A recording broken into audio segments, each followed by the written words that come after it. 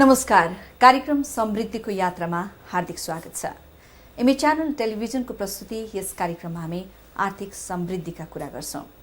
दर्शकबिन, आर्थिक समृद्धिका कुरा गरिरहँदाखेरि समृद्धिलाई बाधक हुने कुराहरू धेरै छन्।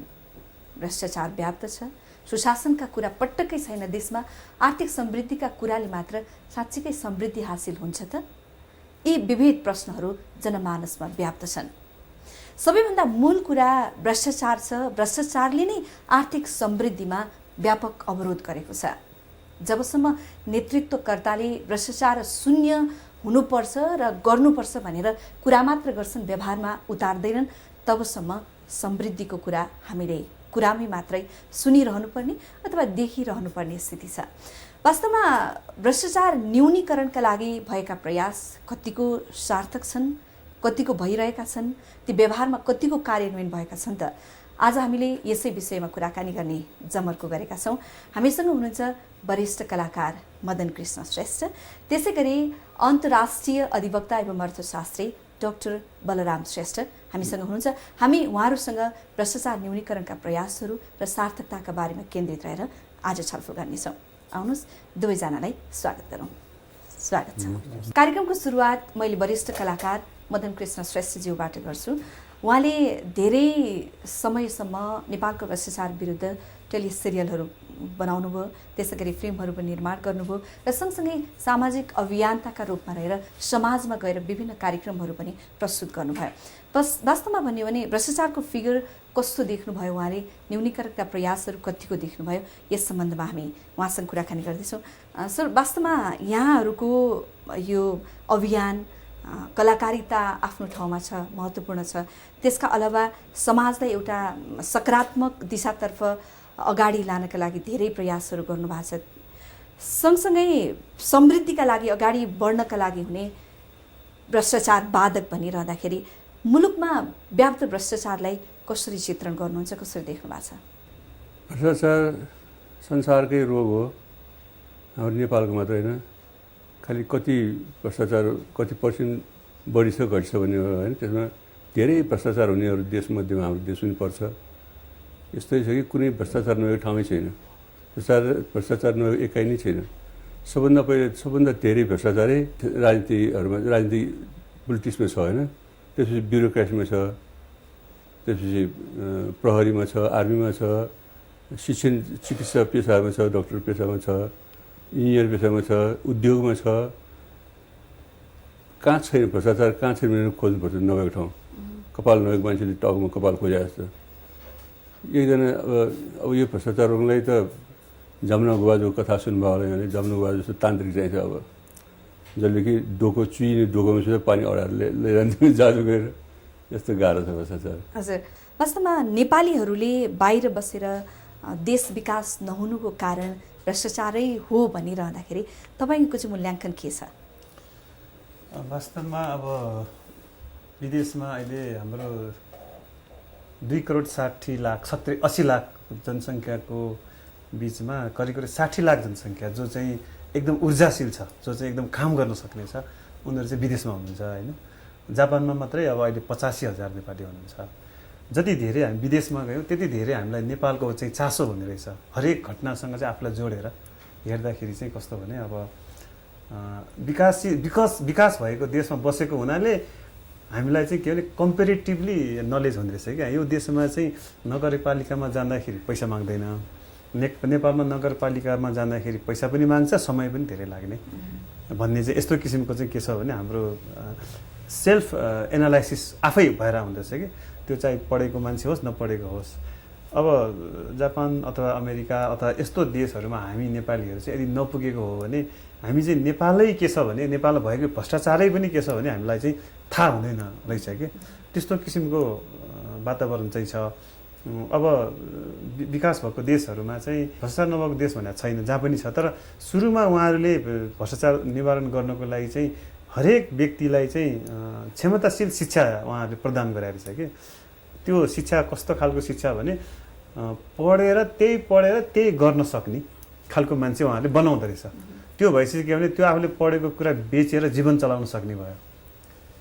अरू काम गरेर अथवा चाहिँ त्यो नगरिकन के छ पैसा कमाउने होइन कि जे गरेको छ त्यही गरेर त्यही जे पढेको छ त्यही गरेर त्यही बेचेर जीवन चलाउन सक्ने भएपछि त अरूमा डिपेन्ड हुनु भएन।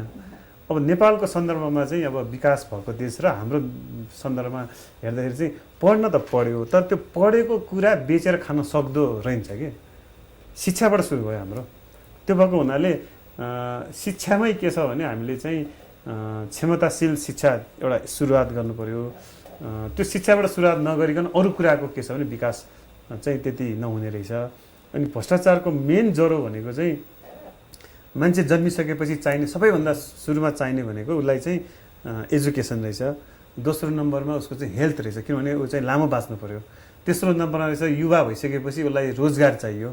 चौथो नम्बरमा देशमा त्यो सबै कुरा के छ भने विकास हो भने भयो भन्ने गर्नको लागि इन्फ्रास्ट्रक्चरहरू चाहिने रहेछ। अब अन्तर्राष्ट्रिय चाहिँ स्ट्यान्डर्डमा यहाँले भन्नुभयो सबै मुलुकमा भ्रष्टाचार छ तर त्यो रेसियो घटी बढी भन्ने मात्र हो भने अब यही हिसाबमा त नेपालको कन्टेक्स्टमा हेर्दाखेरि त विकासको स्थिति त देखिएन नि त त्यसो भए त होइन। होइन यो विकासको आधारशिला भनेको चाहिँ दुई तिनवटा कुरा रहेछ क्या। एउटा कुरा चाहिँ के छ भने मान्छे एउटा मान्छे राम्रो हुनुपर्ने रहेछ कि एउटा मान्छे राम्रो भएपछि त्यो त निमिट्यान्नु भयो नि होइन। अनि एउटा मान्छे राम्रो हुनको लागि हाम्रो शिक्षामा चाहिँ के भने एउटा क्वालिटेट गर्न सक्ने एजुकेसन चाहिने रहेछ। जस्तै जापानको अब जापानमा धेरै बस्यो भने त्यसको धेरै कुरा आयो होइन। त्यहाँ चाहिँ किन भोकेसनल स्कुलहरू धेरै छ कि कपाल काट्न सिक्ने केक बनाउन सिक्ने फुलबारी बनाउन सिक्ने फुल बेच्न सिक्ने त्यस्ता किसिमको भोकेसनल स्कुलहरू थाउजन्ड्स छ त्यहाँ। जस्तै हामीले यहाँ नेपालमा त भोकेसनल स्कुल छैन नि हाम्रो प्रायः जस्तो हाम्रो थ्योरिटिकल धेरै छ होइन। जस्तै जापानको शिक्षाको तपाईँले हेर्नुभयो भने क्रिएटिभ एजुकेसन उहाँहरूको छ कि जस्तै अब बच्चाको 5 कक्षा पढ्ने बच्चाले टमाटर कसरी बन्छ भनेर एउटा रिसर्च पेपर बनाउनुपर्छ उहाँहरूले। भनेपछि हामी एमए पढ्दाखेरि बल्ल हामीले चाहिँ के छ भने हामीले रिसर्च होइन त्यो थेसिस बनाउँछौँ। अनि अर्को एउटा पनि जोड्न खोजेको के हो भने नेपाली समाज चाहिँ यो धेरै वर्ष पहिलादेखि नै यो भ्रष्टाचारलाई अलिक स्वीकार गरेको खालको समाज छ क्या। जस्तै अब सुरुमा चाहिँ कस्तो भने अब तपाईँलाई चियापानको बन्दोबस्त गर्ने अथवा चाहिँ राणाकालमा भनौँ न चिया सुपारीको पान सुपारीको बन्दोबस्त गर्ने भन्दै अहिले चाहिँ चियापान म बन्दोबस्त गर्छु नि भन्ने किसिमको एउटा वातावरण हाम्रो छ नि बच्चादेखि नै होइन। भ्रष्टाचार गर्ने बोल्ने र गर्ने शैलीमा परिवर्तन भएछ क्या परिवर्तन भएको छ तर त्यो चाहिँ के छ नर्मली लिएको छ। अब त्यो नर्मली नलिनको लागि चाहिँ नेपाली समाजमा चाहिँ के रहेछ भने म भोलि बुढो भयो भने मैले चाहिँ काम पाइनँ भने मेरो सिक्युरिटी के त भन्ने खालको मान्छेले सोच्दो रहेछ। त्यो भएपछि मलाई चाहिँ के भने अर्थ जम्मा गरेर राख्नुपर्छ भन्ने दिमागमा आउँदो रहेछ। जस्तो विकास भएको देशमा चाहिँ के छ भने तपाईँलाई बिरामी भयो भने सरकारले स्वास्थ्य 70% सरकारले हेरिदिन्छ 70% खर्च सरकारले बिहोरिदिन्छ 65सम्म 65भन्दा बढी नाग्यो भने 90%देखि 99% चाहिँ स्वास्थ्यको सबै खर्च सरकारले बिहोरिदिन्छ। त्यो बिहोर्नको लागि अहिलेदेखि नै तपाईँले अलिअलि पैसा चाहिँ के छ भने इन्सुरेन्स गर्नु पर्यो सरकारले इन्सुरेन्स गर्नु पर्यो भन्छ होइन। स्वास्थ्यको अब चिन्ता भयो तपाईँलाई चिन्ता भएन। अनि बच्चादेखि नै के छ भने स्कुल पढ्दाखेरि सरकारी स्कुल र प्राइभेट स्कुलको क्वालिफिकेसनमा एउटै क्वालिफिकेसन हुन्छ। क्वालिफिकेसनमा के छ भने नयाँ अब जापानको कन्टेक्स्टमा हेऱ्यो भने 15 वर्षको उमेरसम्म कम्पलसरी फ्री एजुकेसन कम्पलसरी पढाउनै पर्ने अनि सरकारले फ्री दिने। त्यसपछि मात्रै के छ भने पैसा लाग्ने भनेपछि के भने एजुकेसनको पनि सरकारले ग्यारेन्टी गरिदियो। त्यही यिनै कारणले गर्दाखेरि भ्रष्टाचार मौलायो किनभने पढ्नलाई नेपालमा पनि भनौँ न पढ्नलाई पनि पैसा धेरै चाहियो। त्यो बाबुआमाले कहाँबाट ल्याउने होइन उसले चाहिँ ल्याउन सक्दैन नि। त्यसपछि त बाबुआमाले त अब कमाउन खोज्छ नि अरू स्रोतबाट कमाउन खोज्छ आफ्नो छोराछोरीलाई पढाउनलाई। अनि स्वास्थ्यको लागि पनि चाहियो। अनि अर्को चाहिँ ल मैले एमए पास गरेँ बिए पास गरेँ अथवा आइएनए पास गरेँ मलाई जागिर कसले खोजिदिने। जस्तै विकास भएको देशमा चाहिँ टोलमा के छ भने जागिर खोजिदिने निकायहरू राखिदिया हुन्छ त्यहाँ पैसा त लाग्दैन त्यहाँ। तपाईँले मैले यति पढेँ म यो गर्न चाहन्छु भन्यो भने उसले पहिला कुरो त्यो टोलको त्यो जिल्लामा भएको कम्पनीको लिस्ट दिन्छ कि यहाँ यो खाली छ है तिमीहरू जाऊ। हजुर मदन दाइ जस्तो अब हाम्रो डाक्टर साहब भन्नुभएको जस्तो हामी सेक्योर छैनौँ भविष्यमा चाहिँ न शिक्षामा न स्वास्थ्यमा सेक्योर छ हाम्रो भविष्य। त्यही भएर भ्रष्टाचार बढेको हो नेपालमा कि अब यहाँहरूले त वर्षौँदेखि भ्रष्टाचार विरुद्धका अभियानहरू चलाउनु भयो जनता समक्ष पुग्नुभयो भ्रष्टाचार रुपैयाँमा थियो ऊ बेला, 100मा भयो, 1000मा भयो, लाख गर्दा गर्दा अहिले अरबौँ खरबौँमा भ्रष्टाचार भएका कुराहरू आउँछन्। के छ यस सम्बन्धी यहाँको भनाइ? विभिन्न कारणहरूमध्ये यो स्वास्थ्यको ग्यारेन्टी, स्वास्थ्य सेवाको ग्यारेन्टी नभएको पनि एउटा हो। बुढेसकालमा बिरामी भइन्छ, औषधि गर्नुपर्ने हुन्छ, औषधि खर्च चाहियो भने भ्रष्टाचार गर्नु बाध्य हुने एउटा कारण त्यो हो। अर्को त्यो छोराछोरीले पढाउनुको लागि त्यो पनि हो। त्योभन्दा सबभन्दा पहिले टाउकोबाट सुरु हुन्छ। भ्रष्टाचारको जरा माथि हुन्छ भनिन्छ होइन, भ्रष्टाचारको जरा माथि हुन्छ, माथि नै सबभन्दा ठिक गर्नुपर्छ। मैले पहिला 2023 सालमा सञ्चय कोषमा जागिर खाएको थिएँ है। सञ्चय कोषमा जागिर खाएकोमा 12 वर्ष जागिर खाएँ। त्यो अफिसमा एकजना प्रशासक हुनुहुन्थ्यो, एकदम कडा स्वभावको, परीक्षित नरसिंह राणा भन्ने प्रशासक हुनुहुन्थ्यो। उहाँको विषयमा मैले एक च्याप्टर मेरो महकुमामा पनि लेखाएको छु। उहाँ यति कडा हुनुहुन्थ्यो, कसैलाई भ्रष्टाचार गर्यो कि कसैको बाहिरको मान्छेको चियाको पनि खानु पाउँदैन सेवाग्राहीको भनेर कडा नियम बनाएको थियो। कसै बाहिरको मान्छेको सेवाग्राहीको चिया एक कप खानु पनि आँट गर्दैन थियो। खाने त परै जाओस्, लुकी खाने पनि परै जाओस्, आँट त्यसमा पनि गर्दैन थियो। बाहिर एउटा चुरोट खाने चलन थियो, त्यो चुरोटबाट पनि खाँदैन थियो, आफ्नै चुरोट छिरेर खान्थ्यो। त्यस्तो कडा थियो। यतिसम्म कि आफू क्लियर भएकोले त्यति भन्न सके उहाँले होइन। अब राम्रो काम गर्नेले तुरन्त प्रमोसन गरिदिनुहुन्थ्यो। भाद्र महिना आयो कि ब्यालेन्स तयार गर्नुपर्ने हुन्छ, जसले पहिला मेरो ब्यालेन्स गर्न हजुर भनेर जान्छ ल प्रमोसन गरिदिनु तुरन्त बोर्ड सोर्ड केही पनि राख्नु पर्दैन। त्यस्तो हुनुहुन्थ्यो। जसले नराम्रो काम उसलाई खोसिहाल्थ्यो। एकपल्ट एकजना सिंहदरबारको एउटा कर्मचारी त्यहाँ लोन लिन आयो। लोन लिन आउँदाखेरि उसले पैसा दिनु खोज्यो, लिएन। यो यस्तो चलन छैन यहाँ, यस्तो नगर्नु होला भने लिएन। पछि अब पैसा दिइरहेको बानी उहाँले त्यो मान्छेले के अरे त्यो कर्मचारीले त्यो खाताभित्र के लेजरभित्र पैसा राखिदिएर गयो। पछि ऊ गइसकेपछि त्यो स्टाफले यसो हेरेको 10 रुपियाँ रहेछ धन्यवाद स्वरूप होइन। उसले त्यो 10 रुपियाँ पनि लिन सकेन। त्यो लगेर माथि प्रशासक कहाँ लगेर दिइदियो। मलाई यसो जबरजस्ती दिएर गएछ हजुर भन्यो। तुरन्त भोलिपल्ट बोलाएर बेसकन झपारेर मेरो स्टाफ, मेरो कर्मचारीलाई तपाईँले पाल्नु परेको छैन। जति उहाँले बन्दोबस्त गरेको छु, टिफिन खर्च अफिसले दिएको छु, सबै दिएको छु, तपाईँले दिनु पर्दैन, बेसकन झपारेर पठाइदियो। एकजना उहाँले प्रशासक आफैले एउटा चिठी दर्ता गर्नलाई गएछ। लाइन सेवाग्राहीहरू लाइन बसेको ठाउँमा उहाँले लाइन मिचेर गएर यो दर्ता गरिदियो भाइ भने प्रशासक नि उहाँ त होइन गरिदिएछ। अनि त्यो दर्ता गर्ने मान्छे गाली गरेर बेसकन लाइनमा बस्नु, त्यत्रो लाइन बस्दा अब तपाईँ लाइन मिचेर आउने पछाइ भन्नु भनेर भन्यो। जिल्लो पऱ्यो प्रशासक कुरो फर्केर माथि कोठामा गयो। कोठामा दिउँसो बोलाउनु पठायो। त्यो प्रशासकको मुख नदेखेको रहेछ कर्मचारी, नचिनेको नयाँ कडा छ भने थाहा भएको। त्यो ढोकाभित्र छिरिरहेको ठ्याक्क त्यही जसलाई आफूले गाली गरेको त्यही प्रशासक हाकिम टाउको देख्दाखेरि साँच्चीकै पिसाबै गरेछ सुरुवालमा। साँच्चीकै ठट्टा होइन, साँच्चै पिसाब गरेछ थर कामेर। तपाईँले अघि मलाई हप्काउनु भयो है, मेरो गल्ती थियो, तपाईँले ठिक गर्नुभयो, तपाईँले 2 ग्रेड थपिदिनु भयो। तुरन्त 2 ग्रेड थपिदियो। धन्यवाद, तपाईँ राम्रो गर्नुभयो, स्याबास दिनुलाई। त्यस्तो कडा थियो। त्यो प्रसिद्ध नरसिंहको पालामा सञ्चय कोषमा जागिर खाने कुनै पनि स्टाफले 1 पैसा पनि त्यसरी सेवाग्राहीको कसैको घुस खानु पनि सक्दैन, खुवाउनु पनि सक्दैन, खुवाउनु गाह्रो हुन्छ। यसको लागि नेतृत्व कडा हुनुपर्छ, टाउको पक्ष बलियो हुनुपर्छ। हजुर र साहब, अर्को कुरा अब जस्तो इन्टरनेसनल प्र्याक्टिस हेर्दाखेरि भ्रष्टाचार न्यूनीकरण त्यसै भएका छैनन्, निकै सशक्त रूपमा कदम चाल्नु परेको छ।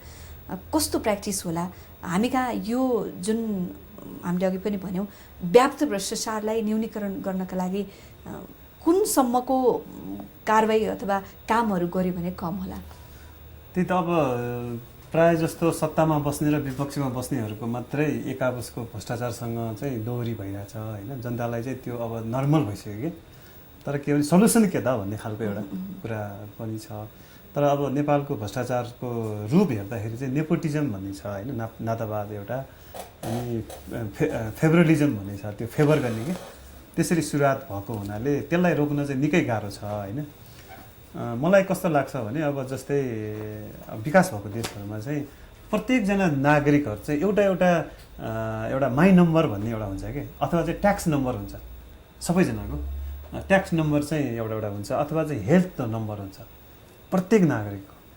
अनि त्यो नागरिकले के गर्छ भने प्रत्येक आर्थिक वर्षमा मैले यो वर्षभित्र यति कमाएँ है, मेरो इन्कम यति भयो है भनेर आफ्नो स्थानीय निकायमा गएर उसले चाहिँ त्यसलाई रजिस्टर गर्छ कि मैले यति कमाएँ। प्रत्येकजनाले कि जो उमेर पुगिसकेका छ नि उनीहरूले कम्पलसरी गर्नै पर्ने कि जस्तै हाम्रो यहाँ नेपालमा कम्पनीले गर्छ नि ब्यालेन्स सिट बनाएर होइन एक वर्षको मेरो यति इन्कम भयो यति खर्च भयो भनेर देखाएको जस्तै विदेशमा पनि विकास भएको देशमा पनि के छ भने प्रत्येक वर्ष as a person as a family हामीले यति कमायौँ भनेर के छ भने त्यो गर्छ अनि उसको एकाउन्ट हुन्छ। त्यो भएपछि त्यो स्थानीय निकायलाई चाहिँ के भन्छ उसले यति कमायो भने थाहा हुन्छ कि अब यति कमायो भने थाहा भइसकेपछि त्यो कमाएको आधारमा उसलाई ट्याक्स लाग्छ। यो चाहिँ ट्याक्सको कुरा भयो होइन।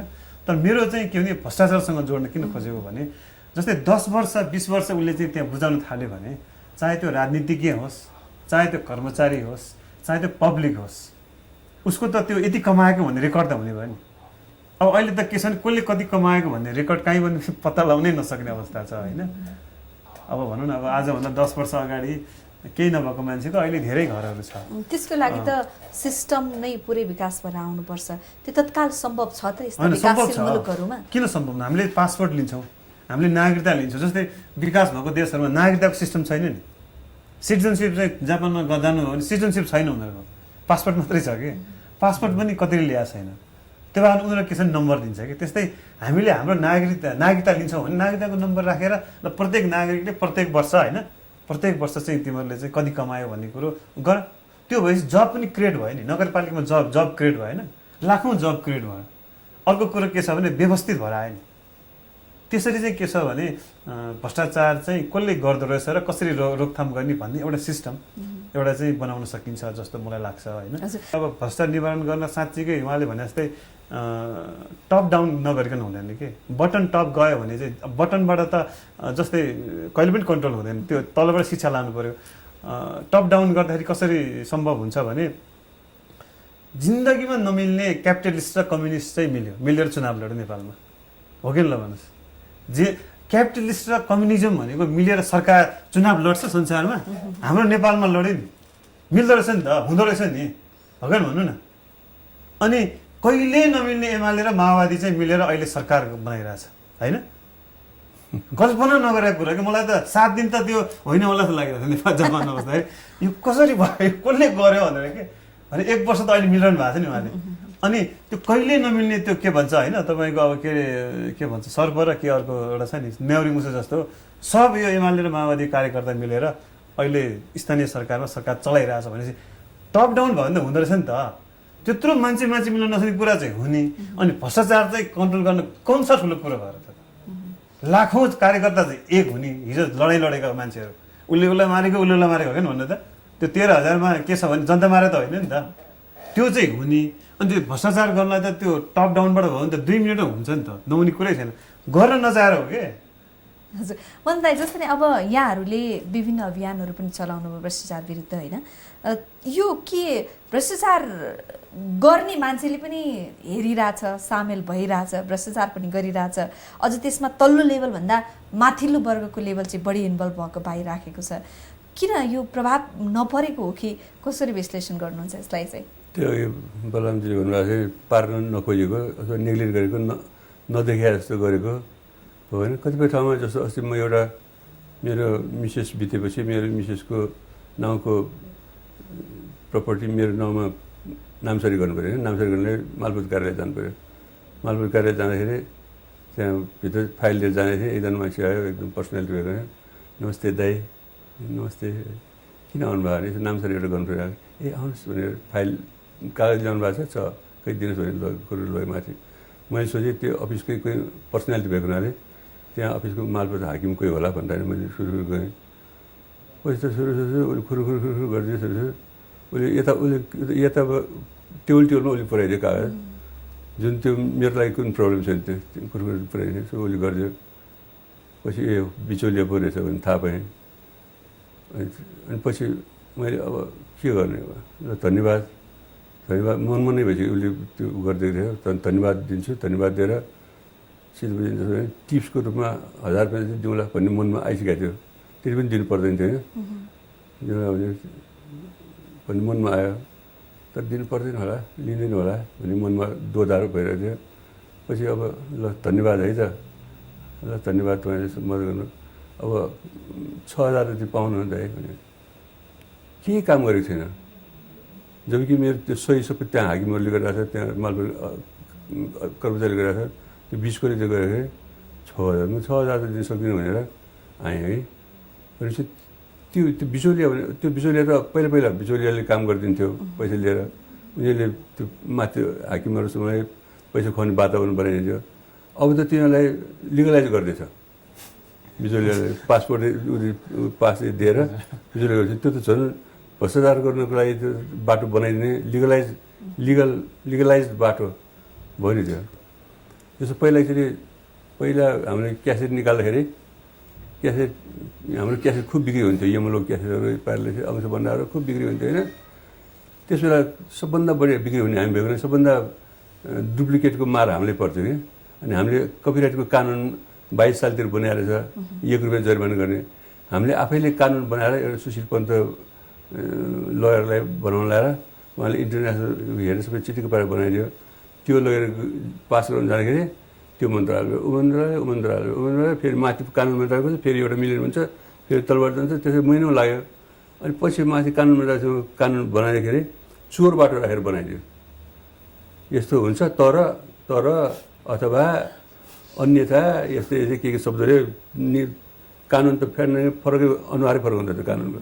त्यसो राखेर बनाइदियो केही न केही हजुर जस्तो साहब अब इन्टरनेसनल प्र्याक्टिस नै हेर्दाखेरि यहाँसँगको कुराकानीमा यहाँले थाहा पाइसक्नुभयो हाम्रो कस्तो भ्रष्टाचारको सञ्जाल छ भनेर होइन के भ्रष्टाचार हुनैपर्छ काम गर्नका लागि थोर बहुत रूपमा त हुन्छ अरू देशहरूमा पनि भनिरहँदाखेरि होइन प्राय तपाईँको भ्रष्टाचार भनेकै के छ भने पाहुरा बस्ने मान्छेले गर्ने हो नि त सरकारी कर्मचारीहरू नै भ्रष्टाचार भएको न देश बिग्रियो कि अरू त पछि आउँछ भन्नु होइन अरू त पावर त अरूसँग हुँदैन नि हामीले चाहिँ सोसियल कन्ट्र्याक्ट गरेर सरकारी कर्मचारीलाई पावर दिएको हुन्छ होइन हाम्रो 4,70,000 कर्मचारी हुनुहुन्छ है अनि तिनीहरूले त्यो के छ भने त्यो पावरलाई चाहिँ पर्सनल बेनिफिटमा युज गरे भन्ने न हो त्यो भएको हुनाले त्यो पर्सनल बेनिफिटमा युज उनीहरूले किन गरे भन्ने पहिला हामीले खोतल्नुपर्छ कि रिसर्च गर्नुपर्छ कि भन्ने मेरो कुरा के त्यसमा मेजर कुरा चाहिँ के छ भने आफ्नो भविष्य सिक्योर गर्न खोजेको हो कि जस्तो लाग्छ कि मलाई त्यो भएको हुनाले जस्तै कर्मचारीको मात्रै पेन्सन सिस्टम नगर्ने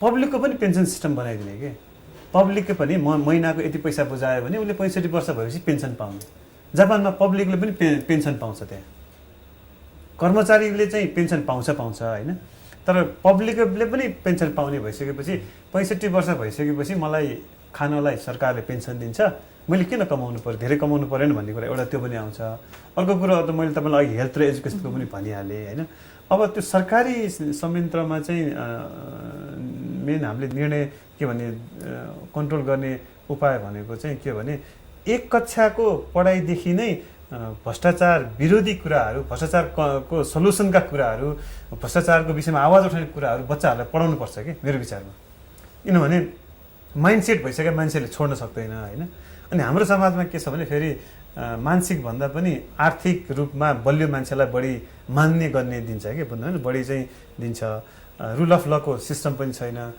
तपाईँको राष्ट्रपतिले दिने प्रमाणपत्रहरू अहिले चाहिँ विभीषणहरू हेऱ्यो भने पनि होइन अपराध गरेको मान्छेहरूलाई दिएको छ हेर्नु न भनेको त्यो मेडल भने चाहिँ पैसा दिएर किनिएको जस्तो देखिन्छ कि जेल परेकोहरूलाई बढी दिने होइन जसले चाहिँ स्क्यान्डलहरू गरेको छ उनीहरूले धेरै पाउने त्यो भने रुल अफ ल भएन कि किनभने त्यो दिने मान्छे नै भ्रष्टाचारी भयो नि त्यो निर्णय गर्ने ठाउँमा एउटा उप प्रधानमन्त्री नेपालबाट जानुभएको थियो जापानमा मिटिङको लागि उहाँसँग मेरो मिटिङ भएको थियो कि अनि उहाँ एक हप्ता बस्नुभयो सबै जापानको हेर्नुभयो अनि यो कस्तो राम्रो है भन्नुभयो क्या उहाँले होइन अनि किन नेपाल चाहिँ यस्तो हुन सकेन भन्दाखेरि उहाँले चाहिँ सबै कुरो ठिक छ त्यो निर्णय गर्ने ठाउँमा बस्ने मान्छेहरू चाहिँ इमान्दार भएन निर्णय गर्ने ठाउँमा जुन व्यवस्थापन छ नि भएन भन्नुभयो कि अनि मलाई एउटा कुरा याद आयो म जापान जानुभन्दा अगाडि नेपाल ब्याङ्क र वाणिज्य ब्याङ्क चाहिँ डुबेको थियो कि घाटा भएर नेपालीहरूले व्यवस्थापन गरेको अनि त्यसमा नेपाल सरकारले के एउटा निर्णय गर्यो भने इङ्ल्यान्डमा भएको एउटा कम्पनीलाई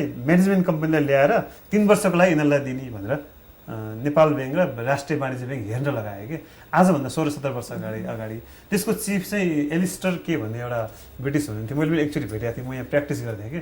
अनि उहाँले 3 वर्षमा राष्ट्र ब्याङ्क र नेपाल ब्याङ्कको भ्रष्टाचारलाई धेरै न्यून गरेर नाफामा ल्याइदिनु भयो। त्यो अहिले चलिरहेको छ नाफामा, दुईटै ब्याङ्क तपाईँले अहिले पनि हेर्न सक्नुहुन्छ। भनेको के भने हाम्रो चाहिँ मान्छे नराम्रो के, सिस्टम नराम्रो होइन, कानुन पनि छ हामी कहाँ। त्यो एक्जिक्युट गर्ने मान्छेको दिमाग नराम्रो के, उसैले खाइदिइहाल्ने के। जस्तै मैले अब जापानमा कति विदेशीहरूलाई होइन मैले चाहिँ अब विभिन्न किसिमको भनौँ न अब कन्भिन्स गरेर इन्भेस्ट गर्न यहाँ ल्याउँछु होइन। अब कम्पनी दर्ता गर्दाखेरि नै ल मलाई पार्टनर बनाऊ अथवा चाहिँ कति हामीलाई दिने भन्छन्, तेरो देशमा ल इन्भेस्टमेन्ट गर्नु छ, अनि फेरि त्यसलाई कम्पनी दर्ता गर्दाखेरि किन चाहिँ त्यसलाई पैसा दिनुपर्ने भनेर सोध्छ क्या हामीले, भन्नु होइन। त्यो हाम्रो चाहिँ किन यो मान्छे बनाउनु पऱ्यो कि, एजुकेसन दिएर त्यो तिमीले चाहिँ भ्रष्टाचार गर्नु हुँदैन भनेर मान्छे बनाउनु पऱ्यो कि। कानुन नराम्रो होइन, यहाँको कानुन सबै राम्रो छ, त्यो कार्यान्वयन गर्ने मान्छे नराम्रो कि। त्यो भने चाहिँ अब कर्मचारी त अब एजुकेट भएन नि। नै साँच्चीकै हाम्रो नेतृत्वकर्ता गलत भएकै प्रतिफल हो त यो आजको दिन हामीले भोग्नु परेको। निश्चय पनि हो, एकदम अवश्य हो। अब त्यसमा उहाँहरूलाई मात्र दोष दिनुको सर आफूलाई पनि दोष दिएर हेर्नु होइन। पोलिटिसियन भनेको त्यही जनताकै एउटा रिफ्लेक्सन भनेर भनिन्छ होइन। हामी जनताहरूको शिक्षित जनताहरू छैनौँ, अझै पनि इलिट्रेसी अझै बाँकी छ। एउटा त्यसमा नैतिक शिक्षा पनि दिनुपर्छ, अघि उहाँले भन्नुभयो होइन। शिक्षित वर्ग बढाउनुपर्छ। अब शिक्षामै जस्तो सामुदायिक स्कुलहरूमा के 15-20% स्कुलहरू राम्रो होला, 70-80% क्वालिटी नै छैन, जसले गरेर विद्यार्थीहरूको जीवन प्रतापभङ्गै हुन्छ शिक्षामा। त्यस्तो खेलाइन्छ भइरहेको छ होइन। प्राइभेट स्कुलहरू चाहिँ स्तरीय पढाइ दिइरहेछ उनीहरूले होइन, उनीहरूले दिइरहेछ। आफू सरकारी स्कुलको जसले जिम्मा लिएको उसले चाहिँ वास्तै छैन, अझै बढाउनु खोजेको होइन। त्यस कारण भने पनि अब शिक्षामा पनि विशेष ध्यान दिनुपर्छ। प्रोसेस ढिला हुन्छ शिक्षामा दिँदाखेरि, तर शिक्षामा दिँदै जानुपर्छ, नैतिक शिक्षा पनि दिँदै जानुपर्छ। भ्रष्टाचार गर्नुहुन्न भन्ने कुरा पनि बच्चाहरूलाई दिमागमा राखिदिँदै घुसाउँदै जानुपर्छ।